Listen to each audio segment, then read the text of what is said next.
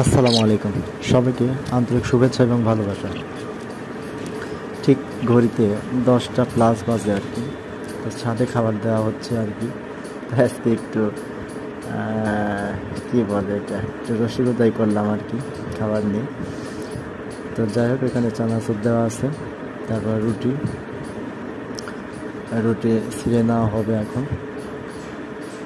তো আপনারা দেখতে পাচ্ছেন চানাচুরগুলো চারিদিকে ছড়িয়ে দেওয়া হচ্ছে।